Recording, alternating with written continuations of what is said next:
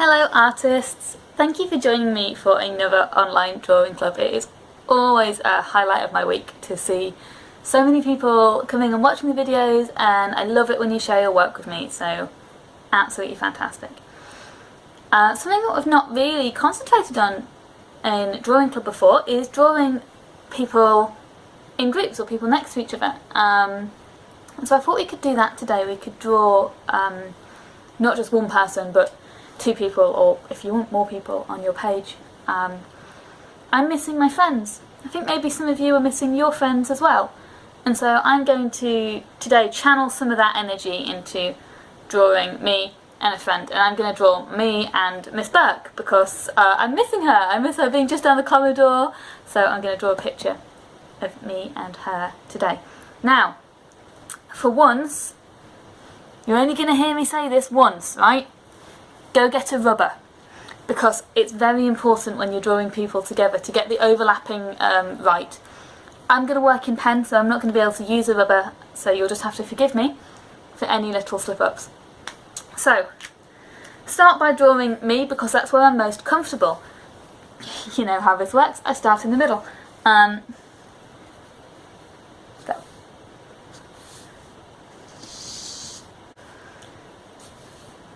And I'm going to put myself in my jogging bottoms because I've been wearing those so much.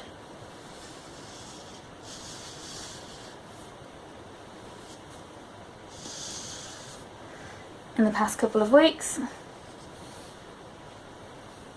I've got this top that's kind of a rectangle shape on, so I'll put that in as well. And I'm going to have one arm by my side, but I'm going to have my other arm around Miss Burke. And so I'm not actually going to draw that yet. I'm going to leave this side and only draw that arm when I've drawn a bit more detail of Miss Burke. This is a real balancing act. I'm going to do a bit of one person, a bit of the next person, and keep working it that way. Okay?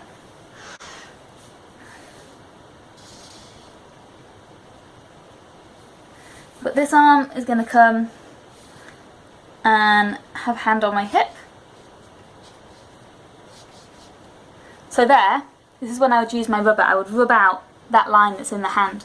Obviously, can't do that. I've done my hand the wrong way up as well, so I'm going to change that over. And if you had a rubber, you could make that nice and neat. Or you could just do what I do. And any bits that you're not massively happy with, ignore. Big fan of that. It's a little bit warmer this week, so I'm not wearing my fluffy slippers, so I'm wearing, mostly I've got bare feet at the moment. And I would draw a bare foot, kind of like this. You can think about it being, having that sort of paddy bit underneath, and then coming round to where the toes are. And then this one is going to be pointed more forward, so it's going to look more like a long spade shape. See the big toe, and the other toes there as well. I'm going to draw my head, but in such a way as I'm looking at Miss Burke. Miss Burke's going to be stood here. I'm going to draw my head so it's a little bit sort of looking at her. So when I draw the head that's looking a little bit sideways, I use exactly the same approach. I would draw the hair first and then fill the rest in, but you have to remember that when a head turns to the side, you can see a different amount of hair. So if, I'm sorry, I'm just out of the shower, my hair's all over the place. But if I turn my head to the side, you can see a lot more of my hair and a lot less of my face. Same is true on the other side. A lot more hair and less face. So with that in mind, normally I would draw my sort of fringe that way, but this time I'm just going to make that bit very little, because the amount of hair that you can see is going to be a lot more. Instead of going towards the back, my parting is going to face a lot more towards the side, and my hair's going to kind of come out from that. And I'm drawing my hair in that sort of like curly, straight out the shower way. You can see a lot less of my hair on the other side because my face is in the way, so I'm not actually going to draw that side there. I'm going to sort of fill in the bit that you would be able to see on the top of my head. And I'm going to think about drawing my jawline. Which is the side of your face shape that kind of looks almost like it looks almost like a bit of a tick. You can see my chin there. And then it kind of comes in where your eye would be and works its way up. And actually doing that now I can see that you'll be able to see some more hair there. And my hair would come around the outside of my face like that. And so I'm doing this by constantly turning my head, thinking about what it looks like, maybe even glancing in the camera to see what it looks like. I'm not just making this up, I am looking. And I would really, really recommend that, working by looking at your picture, looking at yourself, looking at your picture, looking at yourself. Your eyes are your most important tool as an artist.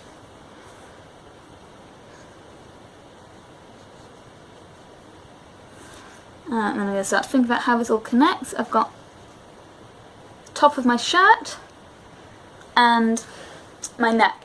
Now, it's really tempting when you're drawing a head from the side to draw your neck coming out of your chin. Your neck doesn't actually come out of your chin. The back of your neck, think about where your skull is under all that hair. The back of your neck is going to be much more like that. The front of your neck is the bit that comes out from under your chin. And it's kind of got a bit of a shape like that to it. But then your shoulder needs filling in as well. And like I say, I'm going to do that other arm after I've drawn Miss Burke. My hair isn't see-through, so you'll be able to see that going behind my neck. Already starting to see how it's really important when we're drawing people in groups to think about who's in front, what's going behind, what's going on. So, I think that'll do for me for now. Next thing I'm going to do is leave that sort of bare bones skeleton picture and start to think about Miss Burke. So, the first important thing to think about is, compared to me, what does Miss Burke look like? And the first thing that becomes important is that she's taller than me. So when I draw Miss Burke, I'm going to start in the middle, just like I always do, but I'm going to make, if this is my middle, her middle's going to be a bit higher up because she's taller than me. And I know I've got space at the top because I've got all of this space above my head, so Miss Burke's head will be higher up than mine. Now, Miss Burke, when I think about what she wears, it tends to be nice long jumpers and long skirts, so it isn't like me where the middle is going to be the waistband of her trousers. She's still got some jumper going on in the middle. And I'm going to draw her nice and close to me. We're going to be stood right together because, like I say, I'm missing her. And it's not going to be like we're waving at each other from across the page like, hello, really far away friend. She's going to be nice and close into me here.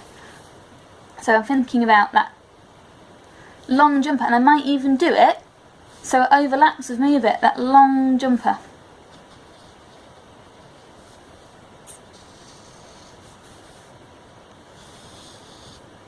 And then think about what she's got on in her legs, and she's normally got on a lovely long skirt.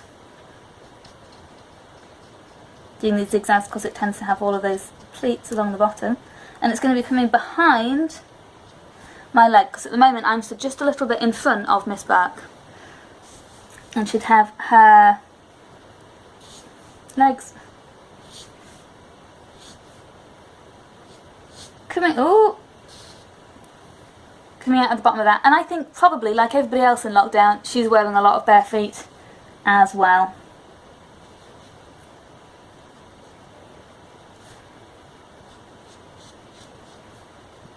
And when I do these sort of 3/4 feet, I do the heel and make it join like that. And then the other one exactly the same, going the other way. She'd have her big toe and her other toes going back like that, and joining in the rest of her feet. I've given her a bit of a flipper there, I'll just make that a little bit smaller. I don't want to make her mad at me. And then thinking about Miss Burke's outside arm, and I think I'm just going to draw her arm down by her side, so I need to think about the big sort of chunky necklines that she normally has on her jumpers. And again, her neck is going to be that bit higher up than mine.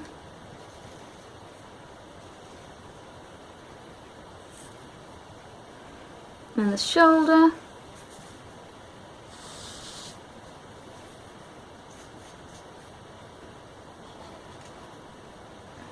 Again, I'm doing cheating hands. I've noticed that when you guys send me your pictures, you are much better at hands than me. So keep up that good work.